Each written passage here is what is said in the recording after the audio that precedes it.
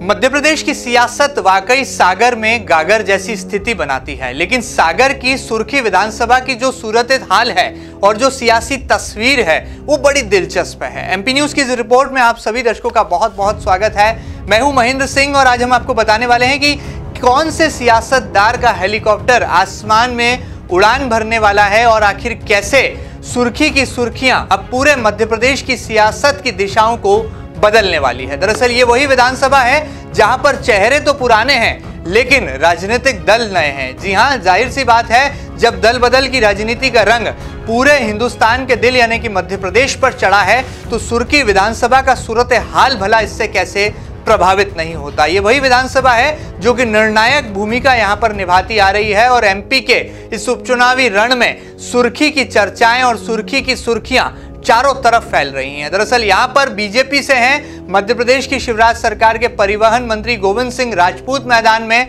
तो कांग्रेस से हैं पारुल साहू जो कि बीजेपी की पूर्व एमएलए भी हैं। किस तरह से ये लड़ाई जो है सीधे तौर पर कहा जाए तो बुनियादी मुद्दों से लेकर के सुर्खी के तमाम विकास से जुड़े वादों और दावों पर जाकर टिकती है और कैसे आने वाले कल में विकास की ऊंची उड़ान की तस्वीर भी उकेरती है। आखिर क्या है ग्राउंड रिपोर्ट और कैसे गोविंद सिंह राजपूत की मुश्किलें बढ़ाती नजर आ रही हैं पारुल साहू और कैसे पारुल साहू को टक्कर देने के लिए गोविंद सिंह राजपूत के साथ गोपाल भार्गव और भूपेंद्र सिंह जैसे दिग्गज मंत्रियों ने एड़ी चोटी का जोर लगा रखा है। तमाम जानकारियां लेते हैं और जुड़ते हैं एमपी न्यूज के कॉरेस्पॉन्डेंट शार्दुल राठौर से।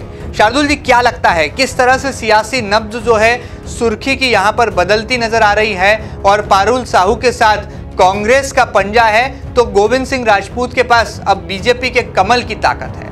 बिल्कुल महेंद्र जी, जो पिछले दिनों की बात की जाए तो आज से 1 महीने पहले जो सुर्खी का जो माहौल था, सुर्खी की जो स्थिति थी वो ऐसी नहीं थी कि उसे हॉट सीट कहा जाए। लेकिन पारुल साहू के कांग्रेस में जाने के बाद सुर्खी के जो हालात हैं वो अलग हो गए हैं और सुर्खी में जो सियासत है वो अब नए रंग की तरह दिखाई दे रही है। सुर्खी में अगर बात की जाए पारुल साहू के वर्चस्व की तो जो जमीनी बैकग्राउंड उनका है वो बहुत ही मजबूत है। वहाँ पर जो कार्यकर्ता हैं वो पारुल साहू के समर्थन में हैं। जब उन्होंने बीजेपी छोड़ कांग्रेस ज्वाइन की उसके बाद से जो मुकाबला था वहाँ पर वो गोविंद सिंह राजपूत और पारुल साहू के बीच है और वो बड़ा ही दिलचस्प हो गया है।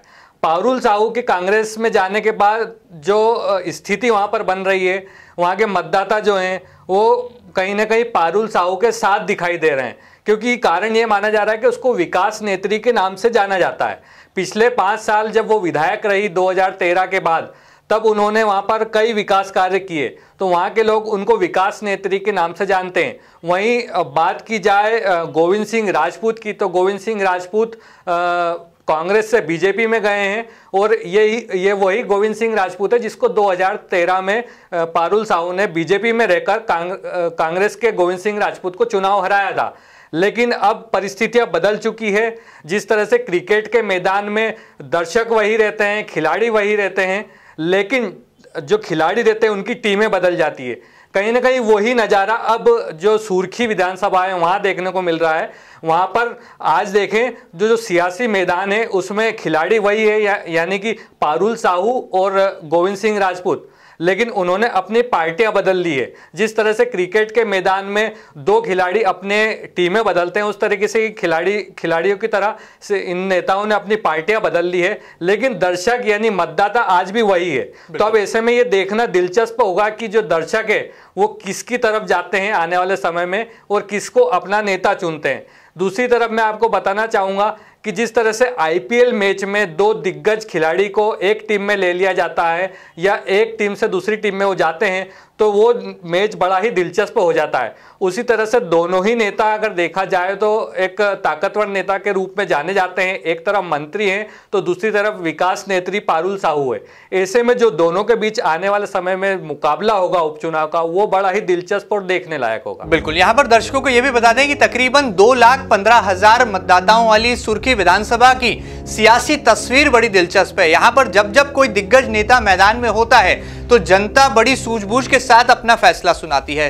चूंकि यहाँ पर पारुल साहू की पारिवारिक पृष्ठभूमि पुराने जमाने से कांग्रेस से जुड़ी रही है, ऐसे में उन्हें एक बेनिफिट ऑफ डाउट जरूर कांग्रेस पार्टी की तरफ से मिल रहा है। तो वहीं हम बीजेपी की बात करें तो यहाँ पर दो कैबिनेट मंत्री, जिनमें पूर्व नेता प्रतिपक्ष और वर्तमान के कैबिनेट मंत्री गोपाल भार्गव और कैबिनेट मंत्री भूपेंद्र सिंह एड़ी चोटी का जोर लगा रहे हैं। ये वही भूपेंद्र सिंह है जिनके जो कभी जो है गोविंद सिंह राजपूत के सामने बीजेपी से चुनाव लड़े थे और हार का सामना किया था, लेकिन अब अपने ही प्रतिद्वंदी रहे पुराने प्रत्याशी के सामने अपनी ही पार्टी में आ जाने के बाद उसके समर्थन में जनता के बीच जा रहे हैं। यानी कि दो कैबिनेट मंत्रियों की ताकत लगी है। उसके अलावा शिव ज्योति एक्सप्रेस लगातार सुर्खी विधानसभा की मॉनिटरिंग भी कर रही है। तो वहीं पारुल साहू की बात करें तो सीधे कमलनाथ इस विधानसभा पर सीधा प्रहार कर रहे हैं, क्योंकि गोविंद सिंह राजपूत को ज्योतिरादित्य सिंधिया की परछाई भी माना जाता है। और जब 22 विधायकों को बेंगलुरु ले जाने की रणनीति बनाई जा रही थी तो गोविंद सिंह राजपूत भी उस रणनीति का अहम हिस्सा रहे हैं। ऐसे में मध्य प्रदेश की सरकार के परिवहन मंत्री को हराने के लिए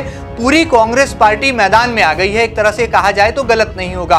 तो बीजेपी की बात करें तो गोविंद सिंह राजपूत और गोपाल भार्गव को जिम्मेदारी देकर भारतीय जनता पार्टी के संगठन ने एक सूझबूझ भरी रणनीति यहां पर जरूर फैलाई है, लेकिन किस तरह से राम मंदिर निर्माण का मुद्दा सुर्खी में हावी होता है और कैसे गोविंद सिंह राजपूत जय श्री राम के नारे के साथ चुनावी नैया को पार लगा पाते हैं, ये एक बड़ा सवाल है। ऐसे में यदि बुनियादी मुद्दों की बात करें तो सड़क, बिजली और पानी के साथ साथ सुर्खी विधानसभा में सामाजिक समीकरण भी बहुत हद तक जो है अहम निर्णायक भूमिका निभाते हैं। सोशल इंजीनियरिंग का फॉर्मूला यदि यहां पर लगाया जाए तो यहां पर एससी वोटर्स भी 40,000 से ज्यादा संख्या में नजर आते हैं। राजपूत वोटर्स की बात करें तो तकरीबन 30,000 राजपूत वोटर्स इस क्षेत्र में अपना पूरी तरह से वर्चस्व रखते हैं। उसी के साथ साथ कुर्मी, कुशवाहा समाज भी यहाँ पर निर्णायक भूमिका निभाते हैं। ऐसे में मुद्दों के लिहाज से क्या वर्तमान नब्ज यहां पर इशारा कर रही है? फिर एक बार जुड़ते हैं शार्दुल राठौर से और जानकारी ले लेते हैं। शार्दुल जी, यदि बुनियादी मुद्दों की बात करें तो सबसे बड़ा मुद्दा आपको आखिर कौन सा नजर आता है?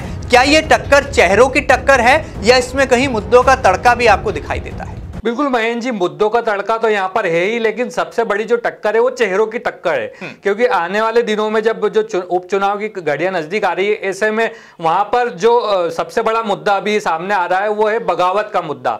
जिस तरह से बीजेपी के नेताओं ने कांग्रेस के विधायकों जो सिंधिया समर्थक थे गोविंद सिंह राजपूत, उनको अपनी पार्टी में शामिल किया, उसके बाद से ही जो बगावत का मुद्दा था वो कहीं ना कहीं हावी रहा। लेकिन ये बगावत के मुद्दे को में तड़का तब लगा जब पारुल साहू ने कांग्रेस ज्वाइन कर ली। तो कहीं ना कहीं जो बीजेपी के जो कार्यकर्ता थे या छोटे नेता थे वहां के, उनके मन में ये भावना आई है कि हम इतने लंबे समय से पार्टी का साथ दे रहे हैं और पार्टी के लिए अपना खून पसीना एक कर रहे हैं। ऐसे में एक बाहरी उम्मीदवार, बाहरी जो प्रत्याशी है, उसको अपनी पार्टी में बुलाकर अगर कमान सौंप दी जाती है तो आने वाला जो भविष्य है, दूसरे जो कार्यकर्ता हैं, दूसरे नेता हैं जो वहां पर बीजेपी के जो कई सालों से वहां पर मेहनत कर रहे थे, उनके भविष्य को खतरा पैदा हो सकता है। तो इसको देखते हुए अपनी जमीन बचाने के लिए पारुल साहू ने भी वही फैसला लिया कि अपनी जमीन बचाने के लिए उन्होंने कांग्रेस पार्टी ज्वाइन की। हालांकि उनकी पारिवारिक पृष्ठभूमि भी कांग्रेस से जुड़ी हुई है, उसका फायदा भी उनको मिला, लेकिन उन्होंने कांग्रेस ज्वाइन करके बीजेपी को एक बड़ा झटका दिया है। लेकिन कहीं ना कहीं कार्यकर्ता इससे खुश नजर आ रहे हैं,